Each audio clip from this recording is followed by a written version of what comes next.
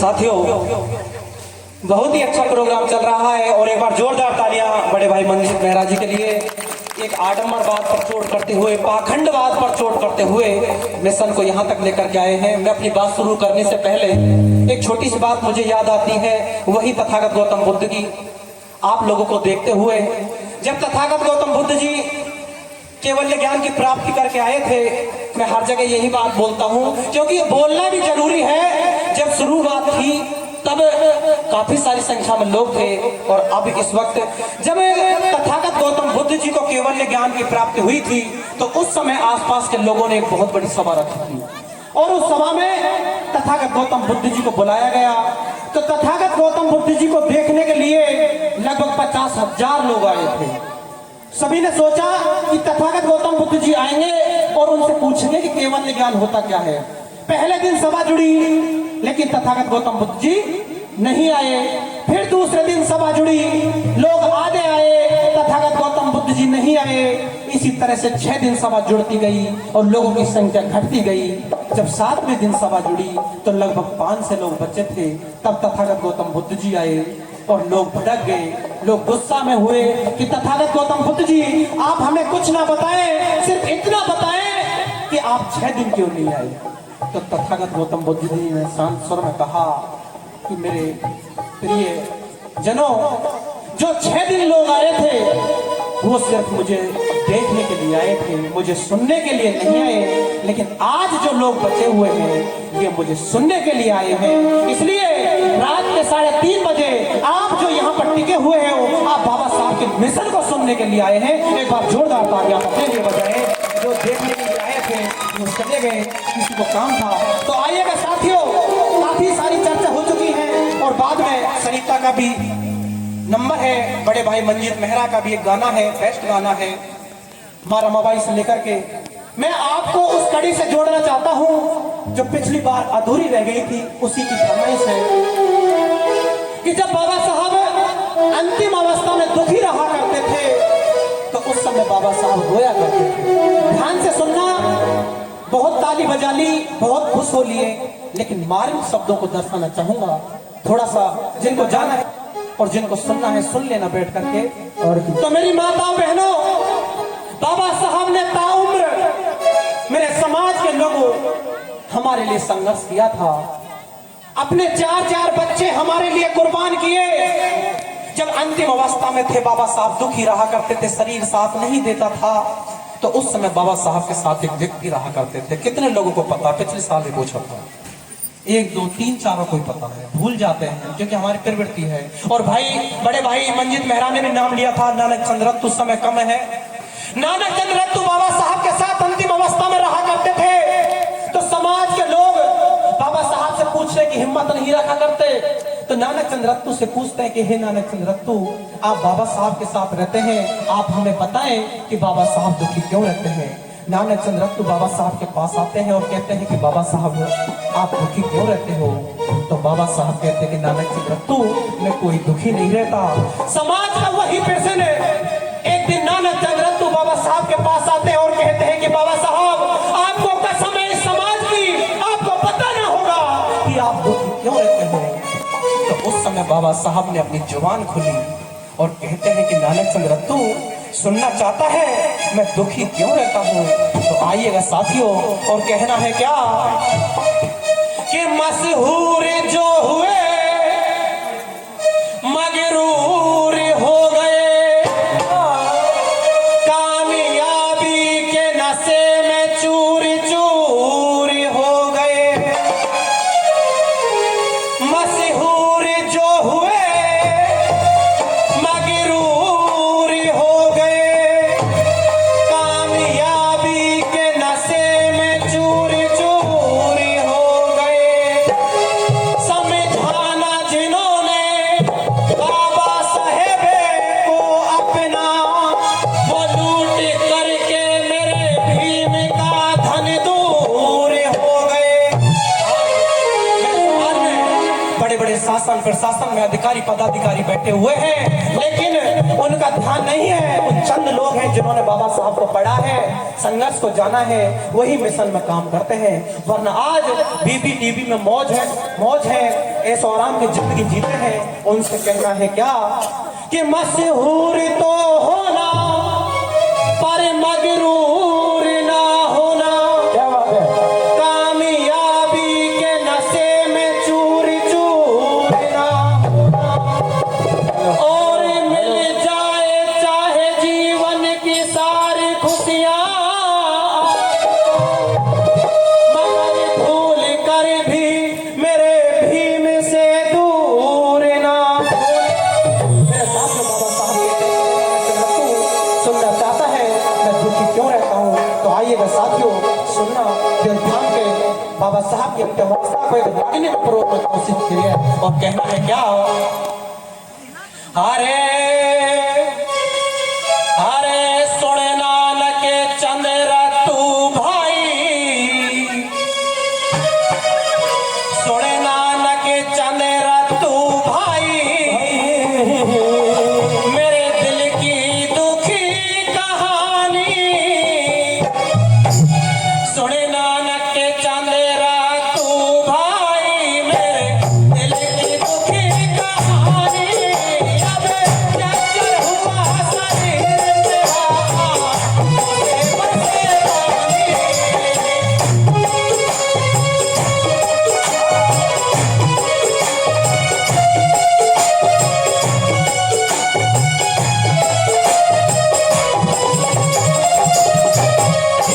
बाबा साहब कहते हैं नानक चंद रत्तू, तुझे तो मालूम है मैंने ऐसी जाति में जन्म लिया था जहाँ इंसान को इंसान नहीं समझा जाता था।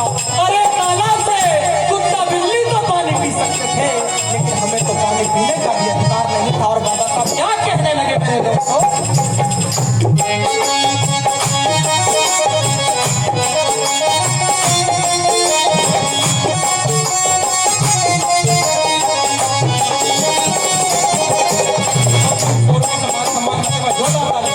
बाबा साहब कहते हैं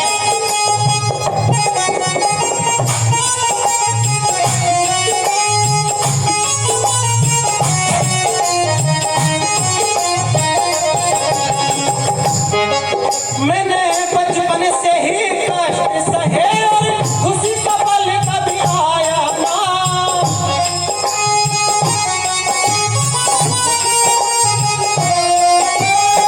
मेहनत से आगे बढ़ता गया, कभी भाग्य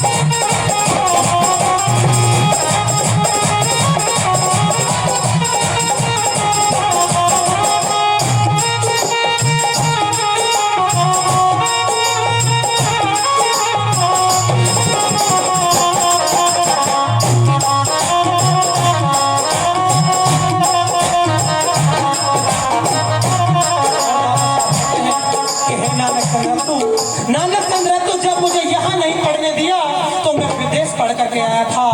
अगर मैं चाहता जब संविधान लिखा गया तो इन लोगों से बदला ले सकता था, लेकिन मैंने ऐसा नहीं किया। यहाँ पर पढ़े लिखे लोग बैठे हुए हैं। एक बात बता देना चाहता हूँ, काफी लोग कहते हैं कि अपने देश को आजाद उन्होंने किया, इन्होंने किया। मेरे साथियों, ध्यान देने योग्य बात है, इतिहास से जोड़ने की कोशिश करूंगा। 1939 से लेकर के 1945 तक पूरे विश्व में द्वितीय विश्व युद्ध हुआ। द्वितीय विश्व युद्ध में पूरा भारत दो भागों में बट पूरा विश्व दो भागों में बट गया, मित्र राष्ट्र और ध्रुव राष्ट्र। उस समय 1945 में जब द्वितीय विश्व समाप्त हुआ तो उस समय एक संगठन यूएनओ की स्थापना हुई और यूएनओ में कहा गया कि जितने भी देश उपनिवेश हैं, यानी कि अंग्रेजों के गुलाम हैं, वो अगर आजाद होना चाहें तो हम आजाद कर सकते हैं। एक बात और है, उसी समय 1945 में जब इंग्लैंड में चुनाव हुए, इंग्लैंड में दो पार्टियां थी, लेबर पार्टी और कंजर्वेटिव पार्टी। जब वहां पर चुनाव हुए, वहां का प्रधानमंत्री बना तो उन्होंने भी भारत को आजाद करने की सोची। तो उस समय मेरे साथ एक बात बता देना चाहता हूं, अगर किसी के घर पर कोई अधिकार कर ले, कब्जा कर ले, या तो लड़ाई से छोड़ेगा या कोई तरीके से छोड़ेगा। अंग्रेजों ने हमारे यहाँ पर लगभग 250-300 साल राज किया। उन्होंने कहा कि अगर आप अपने देश का संविधान लिख दोगे, नियम कानून लिख दोगे, तो हम आपको आजाद कर देंगे। उनको पता था कि यह भारत देश किसी नियम व्यवस्था से नहीं बल्कि आडंबरवाद से चलता है। देश में खलबली मची, किसी को नहीं पता नियम कानून होते क्या है। उस समय बाबा साहब को ढूंढा गया और अगर अंग्रेजों की चेतावनी अगर किसी ने स्वीकार की तो कोई और नहीं, बाबा साहब डॉक्टर भीमराव अम्बेडकर थे। और कहना है क्या, अरे लिख कर संविधान मैंने इस देश की ऊंच नीच की बाजार भूमि में ताकि पौध लगाए।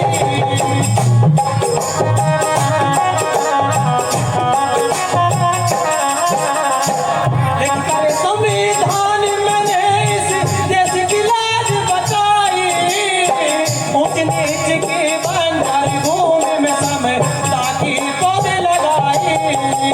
हक की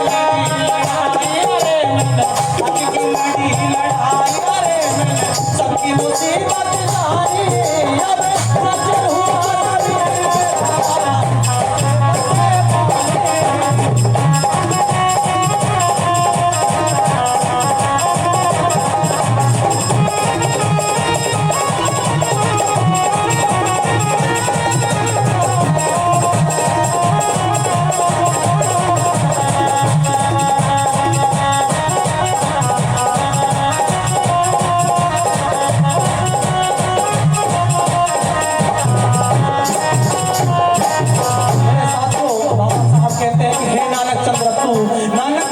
मुझे तो मालूम है, मैंने अपने 4 बच्चे इस मिशन में कुर्बान किया। अच्छा, मैं आपसे पूछना चाहता हूँ, कितने लोगों को पता है, ये बात तो होनी भैया थोड़ा सा, सभी को पता चल गया कि बाबा साहब के 5 बच्चे थे। कितने लोगों को पता है कि बाबा साहब के 5 बच्चों के नाम क्या है? सिर्फ हाथ खड़ा कर बता दो। 1 2 3 इधर से 4 5, सिर्फ 5 बच्चों, 5 लोगों को पता है कि बाबा साहब के बच्चों का नाम क्या है। हम ये मिशन की बात करते हैं, हम ये मिशन को बढ़ाने के चलते हैं। अरे जिस महापुरुष ने अपने 4 बच्चे हमारे लिए कुर्बान कर दिए, हमें उनके बच्चों के नाम तक याद नहीं। हम कौन से मिशन की बात करते हैं, कौन से संघर्ष की बात करते हैं? अरे किसी का बच्चा बीमार हो जाए, कोई व्यक्ति घर से चाहे हजारों किलोमीटर दूर है, एक फोन पर घर आ जाएगा।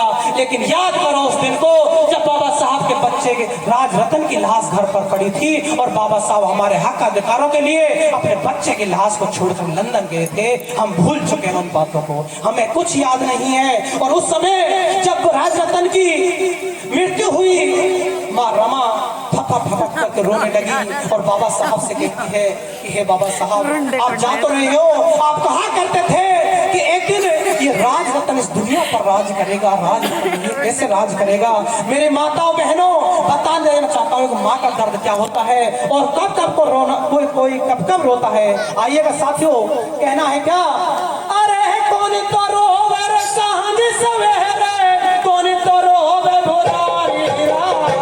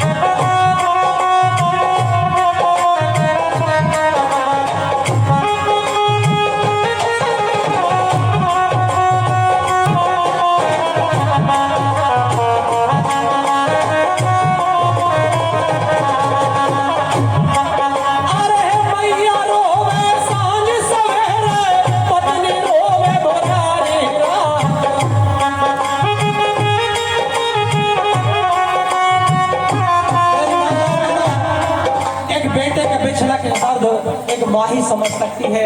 बेटा चाहे कैसा भी हो, लेकिन जब माँ की गोद से जाता है तो उस दर्द को माँ ही ऐसा कर सकती है। और एक पति के बिछड़ने का दर्द एक पत्नी समझ सकती है।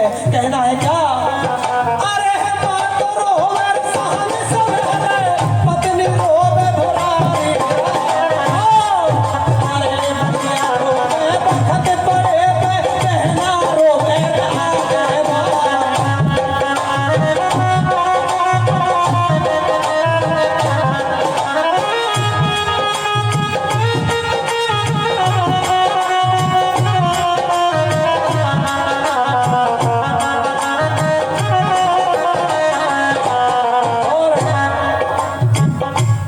मैया रोए रही कर करिया हमें आज बेटा की रामा, रोए रही कर करिया हमें आज।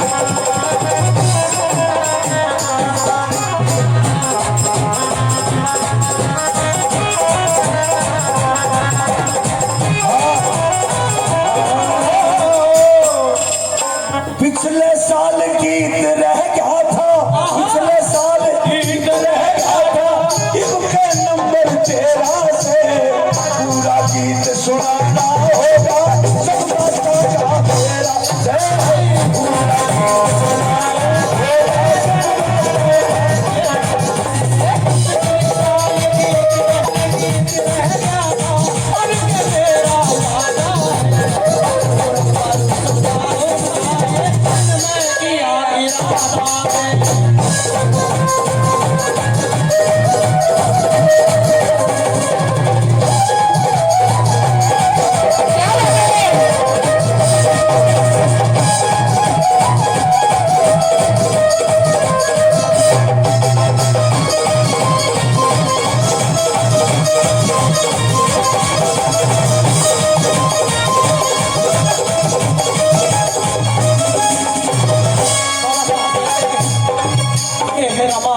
चुप हो जा। अरे तो एक बेटे का बिछड़ने का मुझे बता रही है, लेकिन मैं समाज में रोज हजारों बेटों को, राज रत्नों को मरते हुए देखता हूँ। मैं तुझे कैसे बताऊं, लेकिन रमा मैं अपने बेटे के पार्थिव शरीर की कसम खाकर कहता हूँ कि मैं एक दिन इस दुनिया में ऐसा काम करूंगा कि हर माँ की कोख से जन्मा राज राज करेगा। मेरी माता हो बहनों, बाबा साहब ने हमारे लिए किया और बाबा साहब कहते हैं कि नानक चंद रत्तू, जब मैं इन बातों को सोचता हूँ तो मैं क्यों नहीं रहूं। और हम बाबा साहब के 4 बच्चे, 5 बच्चों के नाम हमें याद नहीं है, तो मुझे फिर लिखना पड़ा। क्या, रमेश इंदु गंगाधर चले गए थी राज रतन की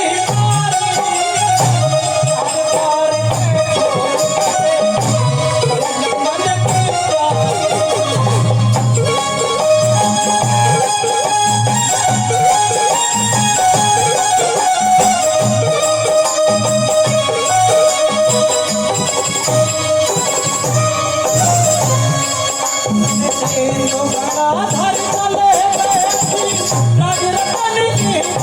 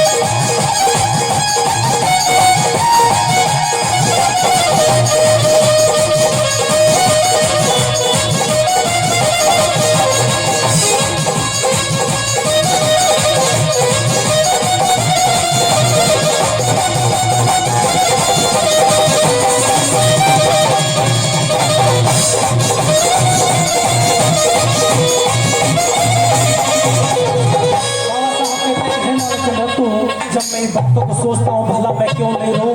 अरे मुझे तो ये भी नहीं पता जो मैं इस कारवां को यहाँ तक लेकर के आया हूँ मेरे जाने के बाद कारवां आगे बढ़ पाएगा क्या नहीं बढ़ पाएगा। मैंने जो ये तंबू खड़ा किया है इसका कोई बम्बू बन पाएगा भी या नहीं बन पाएगा। और बाबा साहब कहते हैं जब सोचो मैं पिछली बात मुझे चैन कहाँ आवे, मेरे जाने आगे कोई लगावे।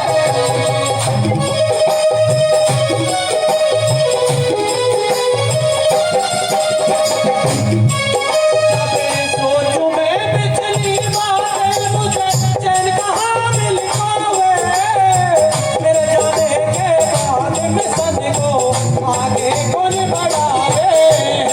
राज कमल घबरावे राज कमल घबरावे सुन गरीब कहानी अब चचर हुआ शरीर मेरा सोचने बरसे पानी।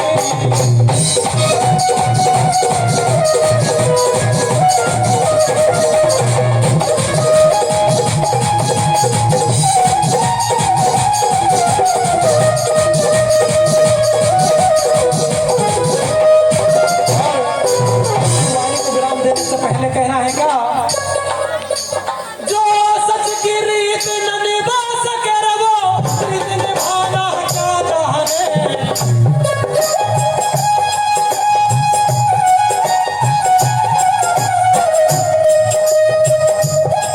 जो सच की रीत न निभा सके वो रीत निभाना क्या जाने। जो बिना ज्ञान में द्वान बने वो माने माने ना माने।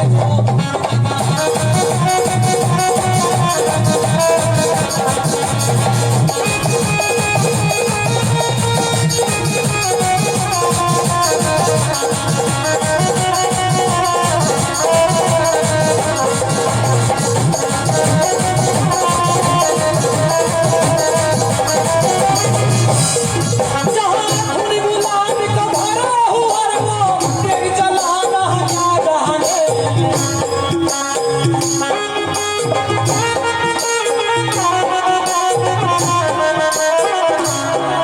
जहाँ खुद गुलाब का भरा हुआ वो तेरी चलाना क्या जाने। ओ किसी हम गैरों के करीनों में वो संभाल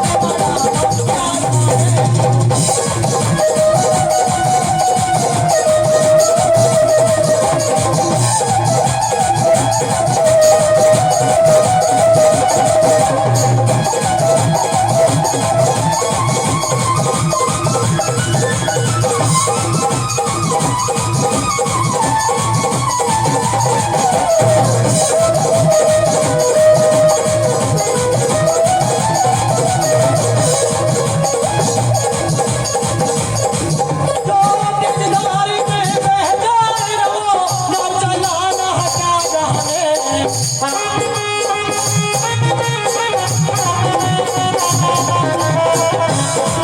जो किसदारी में कटे नहीं रहो ना चलाना क्या जाने। बड़े घंटालों से फुर्सत ना वो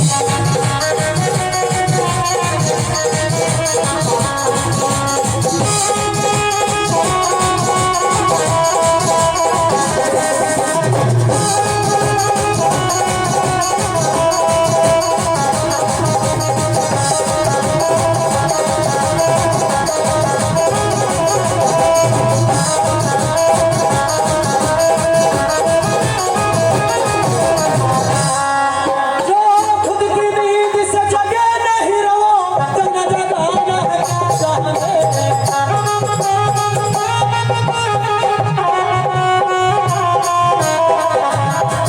जो खुद की नींद से जगे नहीं रहो, जगना जगाना है क्या जाने।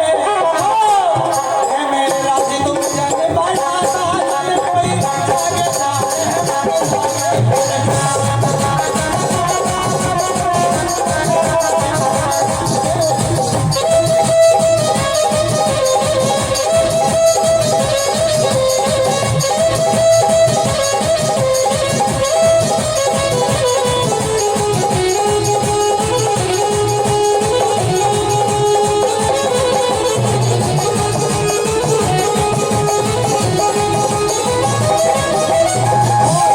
छंद पढ़ करके अपनी वाणी को विराम देना चाहूंगा, क्योंकि बड़े भाई बीमार है, समय बहुत कम है।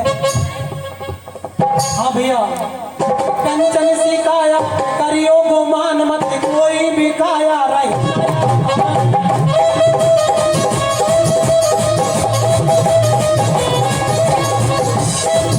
अरे कंचन सी काया पे करियो गुमान, मत कोई भी काया रही नया भाव में। और अरे कल्ले को राजा वो आज को रंग के है, कोई भी माया रुकी न के घर में।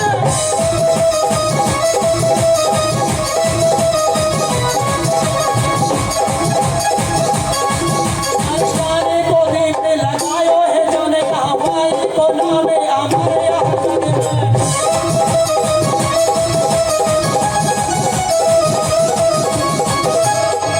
अरे जाने को दीप लगायो है, जाने यहाँ भाई को नामे हमारे यहाँ जग में। कोई जाने न जाने, कोई जाने न जाने।